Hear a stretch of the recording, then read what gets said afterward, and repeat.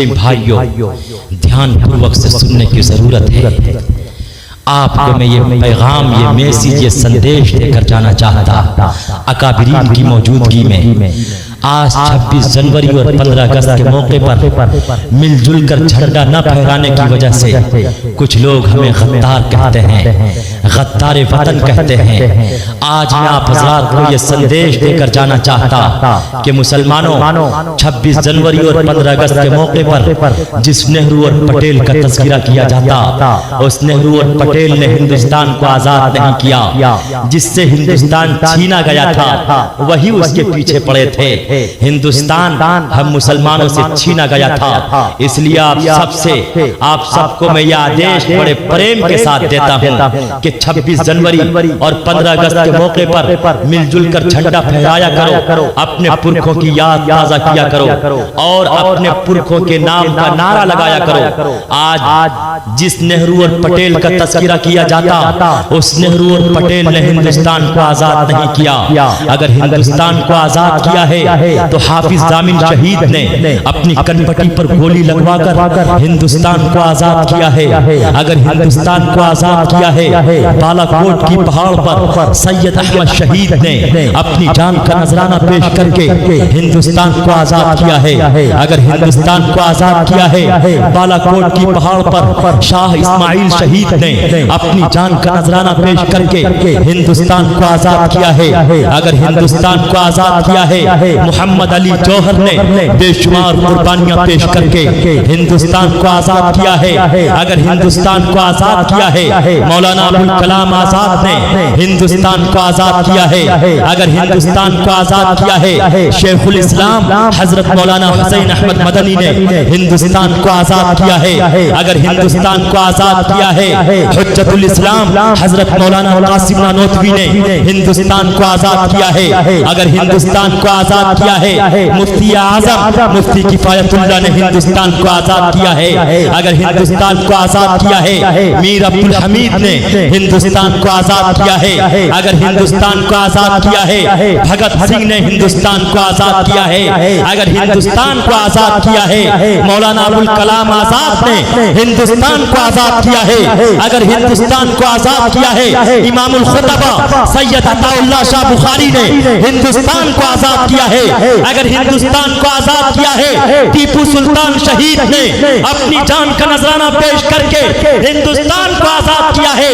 अगर हिंदुस्तान को आजाद किया है, हमारी हिस्ट्री नहीं, अंग्रेज की हिस्ट्री कहती है, अंग्रेज की तारीख कहती है। 80 लाख मुसलमानों ने अपनी जान का नजराना पेश करके, अपनी जान का नजराना पेश करके अपनी बीवियों को बेवा, बच्चों को यतीम करा के तख्तेदार पे लटक गए, सूली के तख्ते को चूम लिया, फांसी के तख्ते को चूम लिया।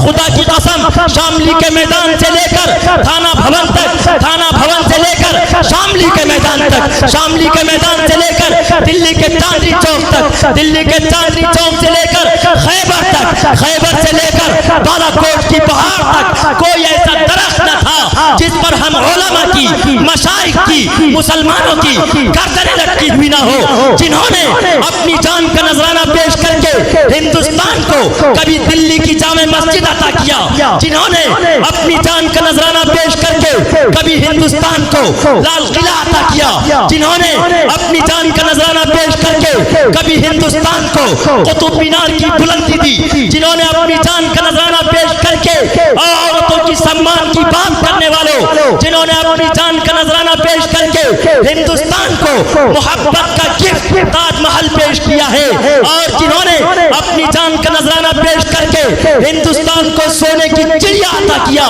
वो गद्दार हो गया, और जिन्होंने लाल किला भेज दिया वो वफादार हो गया।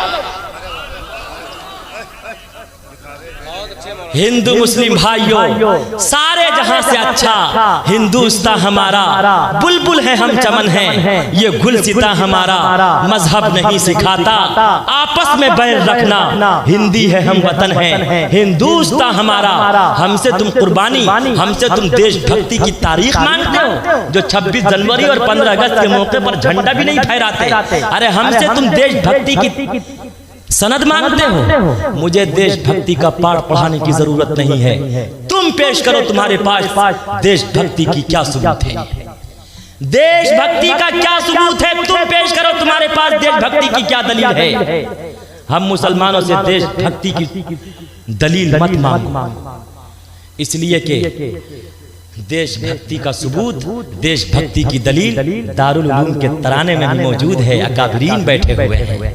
100 बार सवारा है हमने इस मुल्क के घेसुए पर, हमको 100 बार सवारा है हमने इस मुल्क के घेसुए पर, हमको ये अहले जुनू बतलाएंगे क्या हमने दिया है आलम को। ये अहले जुनू बतलाएंगे क्या हमने दिया है आलम को।